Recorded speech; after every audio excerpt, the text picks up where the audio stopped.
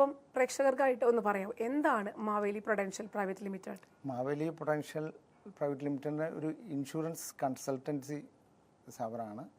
അതുപോലെ നമ്മൾ ഓരോരുത്തരുടെ ആവശ്യങ്ങളനുസരിച്ച് അവർക്ക് ചേരുന്ന പ്രൊഡക്റ്റുകൾ നമ്മൾ അവർക്ക് അതിൻ്റെ ഡീറ്റെയിൽസുകൾ പറഞ്ഞു കൊടുത്ത് അവർ ഗൈഡ് ചെയ്യുന്നു. I think it's A cluster of insurance services അല്ലേ? അപ്പം നമുക്ക് തീർച്ചയായിട്ടും നമ്മൾ ജീവിതത്തിൽ മുന്നോട്ട് പോകുമ്പോൾ എല്ലാവരും കേൾക്കുന്ന ഒരു ഇൻഷുറൻസ് ആയിരിക്കുള്ളൂ, ലൈഫ് ഇൻഷുറൻസ് അല്ലെങ്കിൽ ചിലപ്പോൾ വെഹിക്കിൾ ഇൻഷുറൻസ്. പക്ഷെ ഇതൊന്നുമില്ലാതെ ഒരുപാട് കാറ്റഗറി ഓഫ് ഇൻഷുറൻസ് ഉണ്ടെന്നുള്ളത് മാവേലി പ്രൊഡൻഷ്യൽ പ്രൈവറ്റ് ലിമിറ്റഡിൽ കേൾക്കുമ്പോൾ മനസ്സിലാക്കാൻ പറ്റുന്നത്. അപ്പോൾ എന്തൊക്കെയാണ് ആ ഒരു കാറ്റഗറീസ് വരുന്നത്? നമുക്ക് നോർമലി എല്ലാവരും അറിയുന്ന ഒരു കാറ്റഗറി എന്ന് പറയുമ്പോൾ ഒന്ന് ലൈഫ് ഇൻഷുറൻസ്. പണ്ട് LIC എന്ന് പറയുമ്പോൾ എല്ലാവർക്കും ലൈഫ് ഇൻഷുറൻസിൻ്റെ ഒരു ചിട്ടി എന്നൊക്കെ പറയുന്ന പഴയ കാലത്ത് അങ്ങനെയാണ് പറയുക. ഇപ്പം ഇന്ന് LIC മാത്രമല്ല, ഒരുപാട് പ്രൈവറ്റ് കമ്പനികളും മാർക്കറ്റിലുണ്ട്. നല്ല കൂടുതൽ ഫീച്ചേഴ്സും ബെനിഫിറ്റുകളും കിട്ടുന്ന പ്രൊഡക്റ്റുകളുണ്ട്. ഗ്യാരണ്ടീഡ് ആയിട്ടുള്ള പ്രൊഡക്റ്റുകളുണ്ട്. Pension plans, child care plans അതുപോലെ ഉണ്ട്. പിന്നെ അതുപോലെ തന്നെ ഹെൽത്തിൽ നമ്മുടെ പോപ്പുലേഷൻ വെച്ച് നോക്കുമ്പോൾ വളരെ കുറവ് ആൾക്കാർ മാത്രമാണ് ഈ ഹെൽത്ത് ഇൻഷുറൻസ് എടുത്തിട്ടുള്ളൂ. അതായത് എനിക്ക് തോന്നുന്നു ഒരു 25 to 30% മാത്രമേ എടുത്തുള്ളൂ. ബാക്കിയുള്ളവരൊന്നും ഹെൽത്ത് ഇൻഷുറൻസ് വരുമ്പോഴേക്കാൻ. പക്ഷേ ചില എടുക്കാൻ വെച്ചിട്ട് നമ്മൾ ചെല്ലുന്ന സമയത്ത് നമുക്ക് ഇൻഷുറൻസ് കിട്ടാത്തൊരവസ്ഥ വരും. അതായത് ചില അസുഖങ്ങൾ വന്ന് നമുക്ക് ഇൻഷുറൻസ് പ്രൊഡക്റ്റ് എടുക്കാൻ പറ്റില്ല. അതുപോലെ ക്രിട്ടിക്കലായിട്ടുള്ള ക്യാൻസർ, അങ്ങനത്തെ ചില അസുഖങ്ങൾ. അതുപോലെ പിന്നെ ഇതിൽ ചില കേസുകൾ എടുക്കാൻ പറ്റും, അതിൽ സ്പെഷ്യൽ പോളിസികളും ഉണ്ട്. ഇപ്പോൾ ഡയബറ്റിക് ഉള്ള ആൾക്ക് ഡേ 1 കവറേജ് കിട്ടുന്ന പ്രൊഡക്റ്റുകളുണ്ട്. ചില നമുക്ക് അതിന് വെയിറ്റിംഗ് പീരീഡ് വേണ്ട. അപ്പോൾ ഡയബറ്റിക് വന്ന ആൾക്ക് ഇൻഷുറൻസ് കിട്ടില്ല എന്ന് പലരും തെറ്റിച്ച് ഇരിക്കുന്ന ആൾക്കാരുണ്ട്. പക്ഷെ അത് എടുക്കാൻ പറ്റും. അതുപോലെ തന്നെ കാർഡിയാക് പോളിസീസ് ഉണ്ട്. ഓരോ കമ്പനിക്കും ഓരോ പ്രൊഡക്റ്റുകളുടെ ഫീച്ചേഴ്സുകളൊക്കെ ഉള്ള പ്രൊഡക്റ്റുകൾ അവൈലബിൾ ആണ്. ഞാൻ ഇൻട്രൊഡക്ഷനിൽ പറഞ്ഞൊരു കാര്യമാണ്, 10ാം ക്ലാസ് തൊട്ട് ബിസിനസ് എന്ന് പറഞ്ഞൊരു ആശയമായിട്ട് മുന്നോട്ട് നടന്ന ഒരാളാണ്. അപ്പോൾ ഈ 10ാം ക്ലാസ് തൊട്ട് എന്തെല്ലാം ബിസിനസ്സുകൾ ചെയ്തിട്ടാണ് അവസാനം ഈ ഇൻഷുറൻസ് മേഖലയിലേക്ക് എത്തിയത്? ഞാൻ 10ാം ക്ലാസ് കഴിയുമ്പോൾ എൻ്റെ സ്കൂളിലൊരു സഞ്ജീവ എന്ന് പറഞ്ഞ പഴയ കാലത്തൊരു പൈസ സേവിങ്സ് പഠിപ്പിക്കുക എന്നുള്ള ഒരു സംഭവമുണ്ട്. അപ്പോൾ വെള്ളിയാഴ്ച ദിവസങ്ങളിൽ നമ്മൾ കളക്ഷൻ, പിന്നെ നമ്മുടെ റിലേറ്റീവ്സൊക്കെ ഒരു പെരുന്നാളുകളിൽ നിന്നൊക്കെ പോകുമ്പോൾ കിട്ടുന്ന കാശുകളും ഇതൊക്കെ സൂക്ഷിച്ചു വെച്ചിട്ടുണ്ട്. എനിക്ക് 10ാം ക്ലാസ് പോകുമ്പോൾ അന്നത്തെ കാലത്ത് ഒരു 12,000 രൂപ എൻ്റെ കയ്യിലുണ്ടായിരുന്നു. അപ്പോൾ ഈ എമൗണ്ട് വെച്ചിട്ട് എനിക്ക് നമ്മുടെ ഫാദർ നടത്തിയിരുന്ന ഒരു പ്രിൻറ്റിങ് പ്രസ് ഇങ്ങനെ വർക്കേഴ്സൊക്കെ നടത്തി അത് സ്റ്റോപ്പ് ചെയ്ത് കിടക്കായിരുന്നു. കല്ലേറ്റിങ് തന്നെ സ്റ്റോപ്പ് ചെയ്ത് കിടക്കായിരുന്നു. അപ്പോൾ അത് ഈ അന്ന് കാലത്ത് ഈ അക്ഷരങ്ങൾ പറക്കി വെച്ച് സെറ്റ് ചെയ്തിട്ടുള്ള ഒരു പ്രിൻറ്റിങ് ആയിരുന്നു. ഈ അച്ചുകളൊക്കെ ചതഞ്ഞ് നാശമായി കിടക്കായിരുന്നു. ഇതൊക്കെ ഈ പൈസ ഉപയോഗിച്ച് ഷൊർണൂർ ടൈപ്പ് കാസ്റ്റ് ചെയ്യുന്ന ഫൗണ്ടറി ഉണ്ട്, അവിടെ പോയി സംസാരിച്ച് അവർക്ക് നമുക്ക് ആവശ്യമുള്ള ടൈപ്പുകളൊക്കെ ഓർഡർ ചെയ്ത്. എനിക്ക് അത് ഒരു 15 ആ ഒരു പ്രായത്തിലാണ് ഈ പ്രിന്റിംഗ് പ്രസ് നടത്താനുള്ള ഒരു ആഗ്രഹമൊക്കെ വരുന്നത്. ആ പൂട്ടിക്കട ഒരു പ്രസ് ഉണ്ടല്ലോ.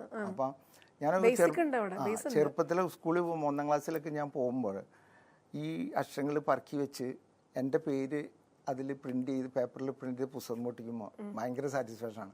കാരണം വെച്ചാൽ ഇതിനേല് പകരം പ്രിന്റ് ചെയ്ത് ഒരു സാധനം ഒട്ടിക്കാന്ന് പറഞ്ഞാൽ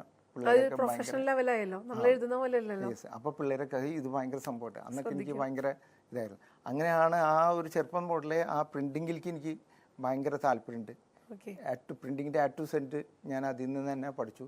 ഒരു കോളേജിൽ പോയിട്ടില്ല പ്രിന്റിങ് പഠിച്ചത്, പക്ഷേ A to Z ചെറുപ്പം തുടങ്ങി ഓരോന്നും കണ്ട് പഠിച്ച് എനിക്ക് അതിൽ നല്ല എക്സ്പീരിയൻസ് ഉണ്ട് പ്രിന്റിങ് ഫീൽഡിൽ. അങ്ങനെ അതിൽ ഇത് ചെയ്തു. പിന്നെ നമ്മൾ അതിൻ്റെ കൂടെ വിദ്യാഭ്യാസ പരിപാടികളൊക്കെ നടക്കുന്നതിൻ്റെ കൂടെ ഈ വർക്കേഴ്സിന് വെച്ചിട്ടാണ് ഇത് നടത്തിയിരുന്നത്. കോളേജിൽ വന്ന് നല്ല സപ്പോർട്ട് കിട്ടിയിട്ടുണ്ടാവും എല്ലാ സമയത്ത്. സപ്പോർട്ട് എന്ന് പറഞ്ഞു കഴിഞ്ഞാൽ ആരും അങ്ങനെ ശ്രദ്ധിക്കാറൊന്നുമില്ല, എന്നായിരുന്നാലും മറ്റുള്ള സപ്പോർട്ടുകളൊക്കെ ഉണ്ടായിരുന്നു. അങ്ങനെ അതിൽ നിന്നാണ് നമ്മൾ പ്രിൻറ്റിങ് അത് ഓഫ്സെറ്റ് ഇതിലേക്ക് വന്നു.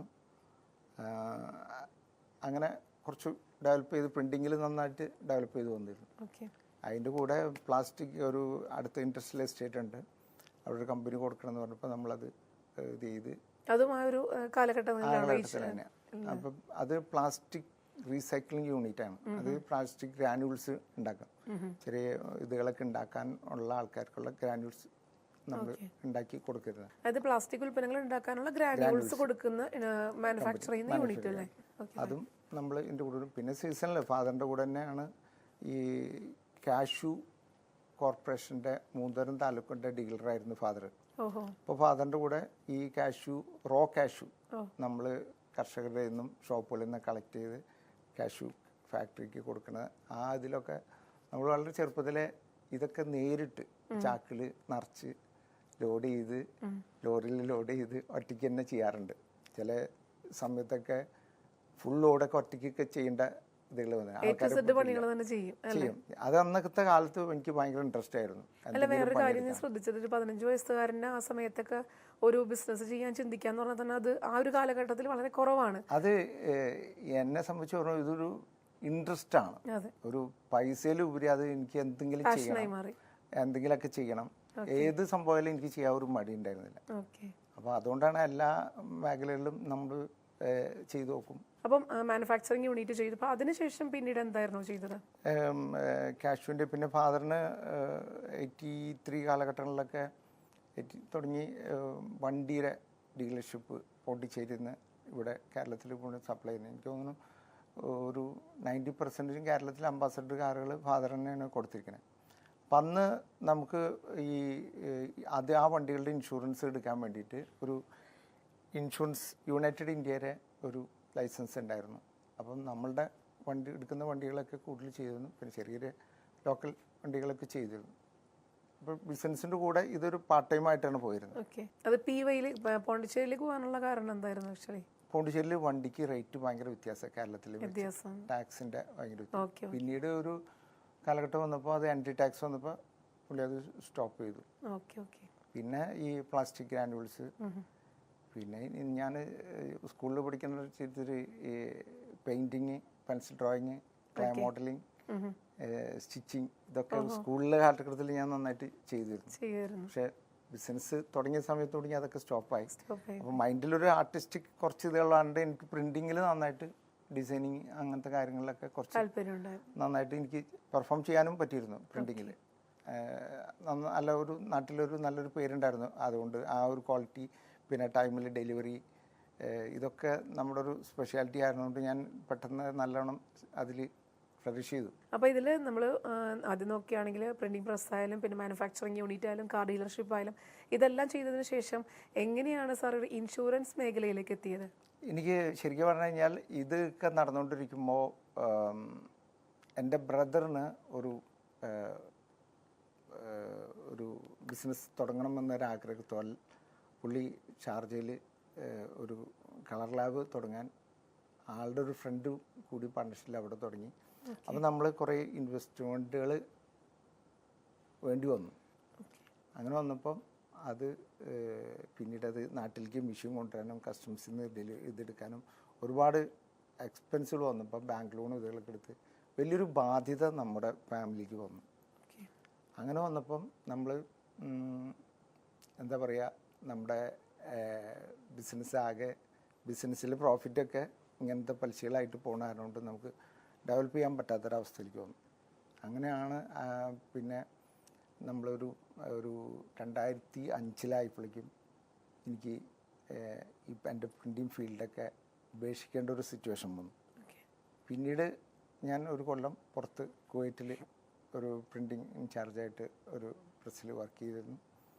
നാട്ടിലല്ലേ എന്തെങ്കിലും ഒരു ഫ്ലോപ്പ് കഴിഞ്ഞിട്ട് പിന്നെ എല്ലാവരും പോകുന്ന പ്രവാസ ലോകത്തേക്കാണല്ലോ.